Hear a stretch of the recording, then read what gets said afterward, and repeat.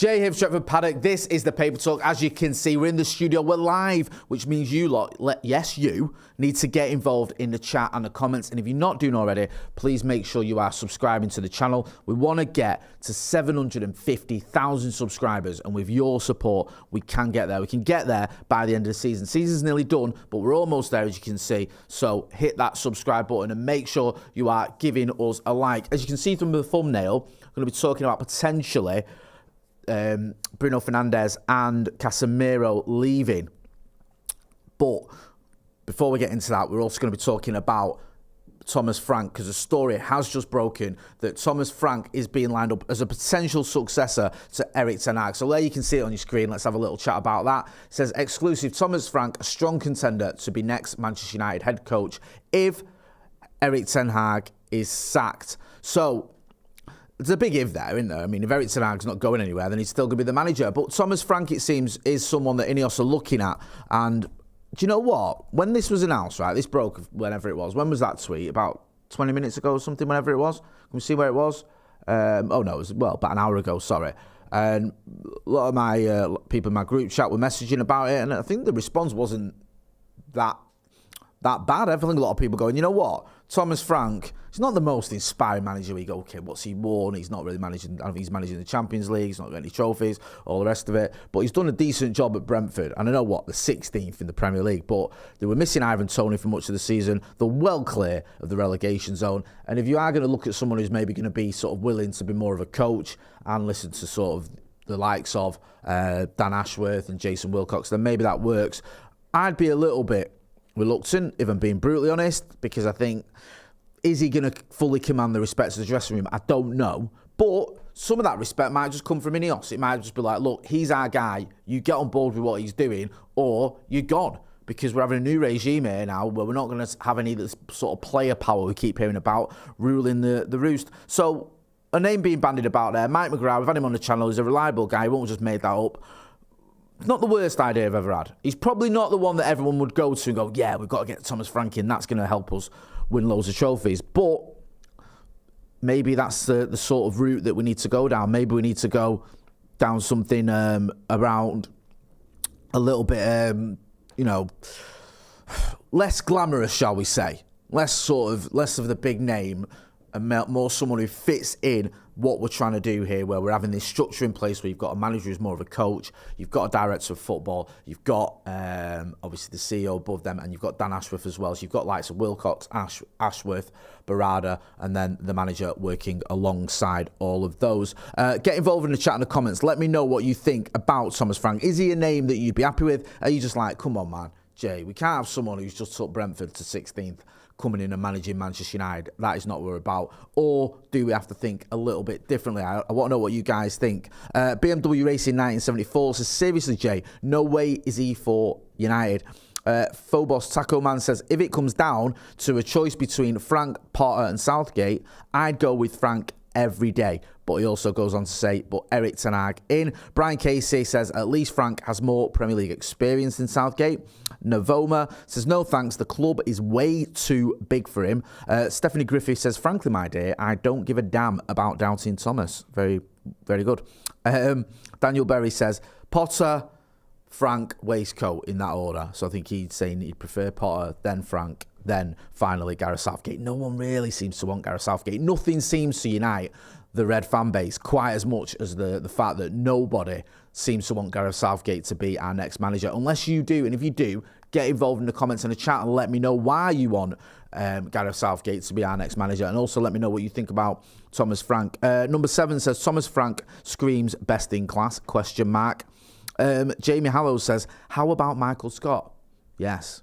Did very well at Dunder Mifflin. Santa Notch says, managing United is a world away from Brentford. That's my concern.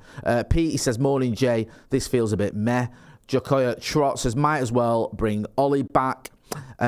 Lewis Humphrey says, what about Unai Emery? I would take him. Would he leave? Would Unai Emery leave Aston Villa after the job he's doing there? I don't know. I think a lot of United fans would be happy with Unai Emery. He's done a very good job there. probably harshly treated at Arsenal as well. Whitterbeard Vicky says Thomas Frank can't possibly be an option. For one, being United manager for starters, he already looks aged, and if he takes the job, he'll look decrepit. Well, Whitterbeard Vicky saying, don't give him the job, you're going to ruin the poor kid. Daniel Coe says, would rather go for Gary O'Neill. Still, Erik ten Hag in though. So, a bit of a mixed bag there. Thomas Frank, most people sort of seem to be against the idea, and I'm kind of with that myself. He's not the manager I'd be top of my list. I don't think he'd be on my list, to be brutally honest, but you never know.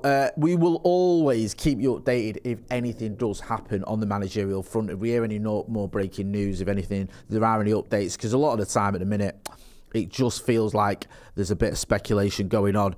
There's been a bit of an update here, bit of breaking news. Raphael Varane has posted on Instagram. If someone can listen to that, because I can't, if people want to keep monitoring what's going on and have a listen, because, hang on a minute.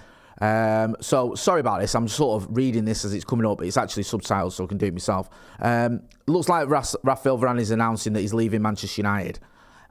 He's just done an Instagram post. I'm just looking at it now. So, Varane leaving United. From what I gather there. Can we get that check, guys, and just have a read through it all, because it's a bit of a long video and it's taking a while for it to come up, but it certainly looks like a Varane announcement there that he's going to be leaving the club. When Varane came to Manchester United, I was like, right, brilliant, there you go. Fabrizio Romano has just tweeted, Raphael Varane will leave Manchester United as a free agent at the end of the current season. Decision confirmed. As revealed in January, Varane will be available on the market as his contract won't be extended. So that is what we'll try and get that tweet up as well on the screen. I've just sent that to you. I think there should be an official one. If we can look at what the club are posting as well, please, guys, and try and sort of share that as well. Yeah, so it's all official, comunicado official. Raphael Varane leaving Manchester United at the end of the season. Probably not the biggest surprise, if we're being honest. I mean, it's not quite worked out for him, Varane, at United, has it? When he was announced after before, I think it was before the Leeds game, wasn't it, a few years ago, I was buzzing. I was a great player, won the lot at Madrid, classy defender. I'd always been impressed when I'd seen him, and he was coming, I think he was 28 at the time, so he wasn't past it. You thought this could be a real good signing. And that summer, I think we brought in the likes of Jadon Sancho. We finally got Jadon Sancho. We eventually got Ronnie as well, so it looked like it was a real sort of big summer for us, and that could be one where we would hopefully kick on and challenge for the title. Didn't work out at all like that. Was a bit of a disaster that season. And then Raphael Varane, I'm just looking at his appearances here. He's just had injury issues, hasn't he? His first season, he played 22 games in the Premier League. His second season, 24 games in the Premier League. This season, 21 games in the Premier League. Not all through injury. Some of it, obviously, has been tactical. There was times, I think, when he was available, when the manager preferred Johnny Evans. But, by and large, the reason you've seen him only make 93 appearances in all competitions for Manchester United so far is because of his injuries. That was always the worry. That was the worry with Raphael Varane. I remember me and Joe talking about this when he was first linked to us. And we looked at his number of appearances. And they weren't that bad. If you look at his last 4 seasons at Real Madrid, in all comps, you've got 44, 43, 43 and 41 games. So that's not bad. In La Liga as well, in his last 3 seasons, 32 games, 31 games. So he's playing the brunt of the games there.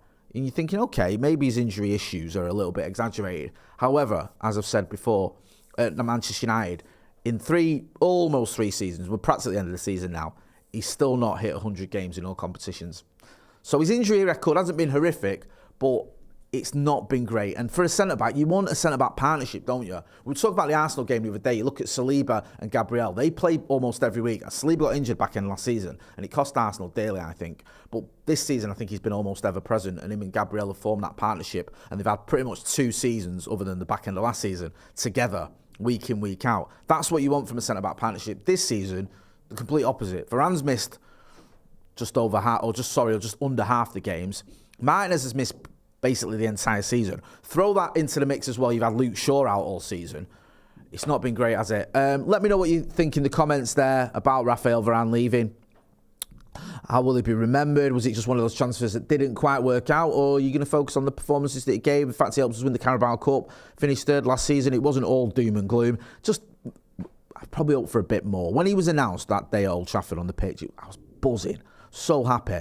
And he's not really got going, has he? Just because of injuries. I think he's a very, very good player, and I like his attitude. I like the fact that whenever he's playing the games as well, he's always getting the crowd going. You can see the class he's got as a defender as well, but injuries caught up with him, and I think that's sort of indicative of where we were as a club with some of our transfers as well. I don't think we took that into consideration. I think he came in on massive amounts of money as well, and that's probably one of the reasons why he's not getting his contracts extended. I think there was talk maybe get it extended and the price would be lowered, but that's not the case. Can we just change someone all right to jump on and change the title as well?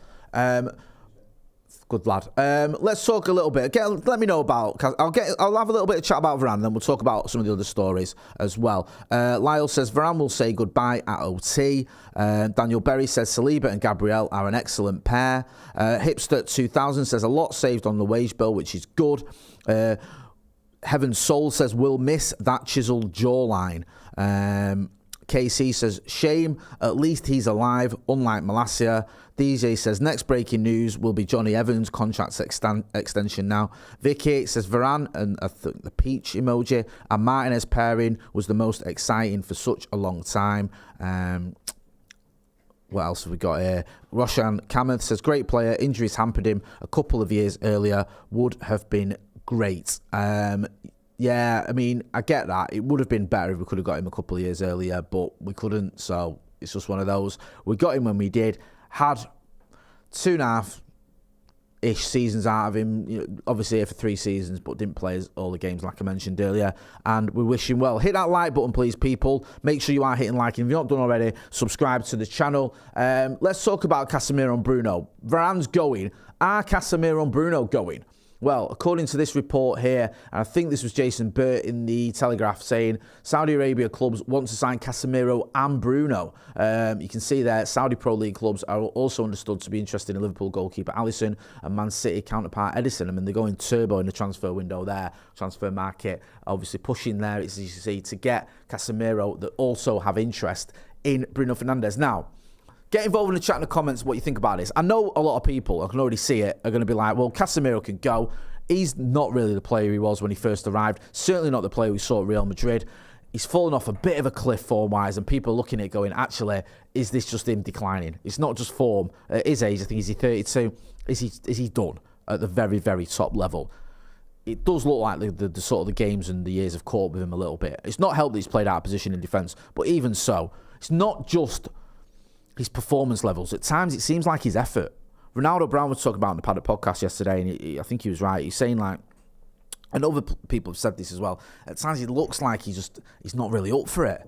Keano and Wayne Rooney were laid into him after the Arsenal game because obviously he played everyone on side and he just sauntered out of defence there for the Leandro Trossard goal. And it was just like, it's just energy, that, and effort. It's just not good enough. And is he just at the point where he's like, I've won the lot. I mean, a team that's kicking around 8th in the Premier League, playing out of position, I'm just not really feeling it. And if that is the case, then it's time for him to move on. I think he's got 2 years left on his deal because he was given a 4-year contract, I think, which is just insane to give a 30-year-old a 4-year contract. But that's where we're at Manchester United, or that's where we were at. However, Saudi are interested in him. That's not the big question for me. The big question is this Bruno Fernandes interest going to go anywhere? I hope not. I really do. You can see there's a story here in the Mail where it says Bruno Fernandes ready to make FA Cup finalist United swan song, with Saudi clubs interested in Red Devils captain and Casemiro. Despite some of these reports, I'd be very, very surprised if Bruno Fernandes left, especially at his age. What is he, 30? Going to Saudi? No disrespect to the Saudi league, it's not that great. I don't think a player the calibre of Bruno Fernandes should be going there yet. If he's going to go to Saudi, he could go in 3 years. Seriously, he could go when he's 33. He doesn't need to go now. And I think with Ineos coming in, some transfers coming in the summer, hopefully we're going to go again and try and push forward towards the top end of the table next season. You want Bruno Fernandes as the captain and as our best player to be part of that. He's been easily our best signing post-Fergie, and it would be such a backward step to get rid of him. You're going to make all these changes. You're trying to move the club forward. You're trying to get rid of some of the players you don't need, and you're going to get rid of one player that you definitely do need.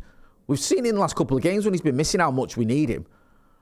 Not only is he never injured, other than the last couple of games, ironically, he's also one of the most productive players on the planet. He's one of the most sort of useful players in terms of the Premier League, in terms of his goals, his assists, his minutes. His chances created. Let's not forget, he creates a lot of chances. I think he creates more big chances than any other midfielder in the league. And considering some of the players around him, that's no mean feat. So for me, Bruno Fernandes, you've got to keep hold of him. Martin P says, nobody's good enough. Eric needs back in one more season. He's a member of the academy for 29 months. Akash K says, I'm on the fence whether Bruno stays or leaves, to be honest, but think other players should be leaving before Bruno. Varane leaving like this needed to happen. Akash K has also gifted 5 Stretford Paddock memberships as extra content on the Stretford Paddock membership section. Thank you for that, Akash. It's always good to see people who are willing to do that. I know times are hard, so I appreciate that and appreciate all the support you give to the channel. We wouldn't be here without our support from our members and people like Akash as well. Couple of more updates. We've got one on Gareth Southgate. Man United transfer news. Gareth Southgate update is formal offer planned for Wonder Kid. So if you scroll down there, you can see. I'm struggling to see this. Where's the story here? Well, I can't even see. I'm struggling to see what's going on there. Where's the Gareth Southgate news there? Can we keep going? Keep going until we get to the Gareth Southgate story. There we go. It says here, Football Insider, according to a report by Football Insider, United are going to look past Gareth Southgate in their search for a potential replacement for Eric Ten Hag. That's what I think a lot of people would want to hear. Don't think we're all keen on Gareth Southgate, are we? I said earlier, it's the one thing that unites the Manchester United fan base is none of us want Gareth Southgate. And according to Football Insider via the Manchester Evening News, the interest is cooling. I hope so. I think a lot of people are looking at the fact that Gareth Southgate is mates with Dan Ashworth. So that's why there's this idea that maybe Gareth Southgate could be a potential successor to Eric Ten Hag, but I think people are putting 2 and 2 together and coming up with 12. Was a story on a Wonder Kid as well. Have we got that one? There's another story here as well. If we go past, we've read all that. We know about Thomas Frank being a potential successor to Eric Ten Hag. And if you can see it here, it says here. Sorry, can we make that bigger? Sorry, I'm really struggling to see this story. I'm having a bit of a nightmare here. Right. I mean, basically that's just about Michael Elise saying that United are in for him and that Crystal Palace are going to try and keep hold of him. I think there's nothing new there. Sorry? Right, okay. Yeah, I don't know why they're referring to him as a Wonder Kid, but... I mean, Elise is obviously concrete interest there. We'll have to see what's happening that. Hopefully, we can get that deal done. Certainly put himself in the mix with his performance against Manchester United. There's rumours as well Aston Villa are going to be in for him, but I don't know if that's going to happen or not. It would be just so Manchester United. Actually, we're linked with him. The prices may be pretty doable. I think it's around 60 million. It's a lot of money, but for a Premier League player, a young Premier League player who's exciting and can score goals and get assists, you're going to be paying something like that anyway. And then if someone else got in there and got him, especially after his performance against Manchester United. Right, let's talk about the Old Trafford roof. There's a new story as well developing, or that was ran, I think this was last night from Jamie Jackson. It says that Manchester United failed to fix Old Trafford roof despite the knowledge of leaks. So they knew about the leaks, but they didn't do anything about it. I mean, just says it all really, doesn't it? Listen, we know that it's been an absolute shambles at Manchester United. We know what's going on in the Glazers. Ineos are looking at rebuilding the stadium, maybe revamping. I think it's going to end up being a rebuild. You've got this task force with the likes of Andy Burnham. I think Muster involved as well. 1 or 2 others going to look at potentially redeveloping the stadium. Also, there's talks of maybe the government are going to help with infrastructure, stuff like transport links, because that comes under the government's remit. I know that's upset a lot of rival fans. But I think the stadium, United would have to pay for that themselves, or Ineos would have to pay for it. When it comes to transport and stuff like that, maybe you can get some help from the government. I don't know. We need a new stadium. We can't have a stadium that's leaking like it is at Manchester United. It's a joke. Okay, I was at the women's game when it was United versus City Women a few months ago, and bits of concrete were falling down. Do you remember those pictures of bits of concrete falling on people's heads? It's just not fit for purpose, Old Trafford. Listen, I love the stadium. It's iconic. It's given me some of the best memories I've ever had, and I'll always have a special place in my heart for it, obviously. But is it going to take just a bit of paint and a bit of revamping, or does it need a new stadium? Do we need a complete rebuild? I think we need a complete rebuild, and I think if you do it at the current site, where the ground is now, if you do it, I think we own the land next to it, build a stadium next to it, When it's finished, obviously you can knock down Old Trafford and maybe you can have that as a training ground or as an academy stadium. I think that's been suggested. I think Steve suggested that a little while ago, and I think it's a very, very good idea. Then that keeps everyone happy. Listen, people say, oh, what about the history and all the rest of it? That comes with you. And stuff like the Munich tunnel, the Munich clock and stuff, you can put that in the new stadium. You can literally take the same bricks and mortar and put that bit in the new stadium, and it's also going to be at the same site. It's just going to be I don't know, 50 yards down the road or whatever. So it's still going to be at Old Trafford. I think that makes a lot of sense. Let me know what you think. I understand there's a lot of pushback on the idea of demolishing Old Trafford. Joey says, just fix the effing stadium. Lynch616 says, better fix it before health and safety shut it down. You need it fixing either way. Regardless of whether you're going to rebuild it or not, you're right. You need it fixing. Tom Halfpenny says, need bigger seats. I agree with that as well. Glazers buying more duct tape, says Casper MB. Antel says, Theatre of Streams, Jay, sponsored by Fairline Boats. I've heard a few puns on that one. Yeah, I mean, listen, it just sums up where we're at, doesn't it? And where we've been left to rot under the Glazers, where you've got a stadium that is falling apart, especially when you see news that they actually knew about it. They knew about the leaks in the roof, and they just thought, oh, it'll be all right. Never rains in Manchester, does it? I'm going to leave it there. Make sure you are hitting like, share, and subscribe. We're going to be back later on today. Got more videos, so you don't want to miss out on that. Subscribe to the channel. I've been Jay Motty. This has been The Paper Talk. Thanks for watching.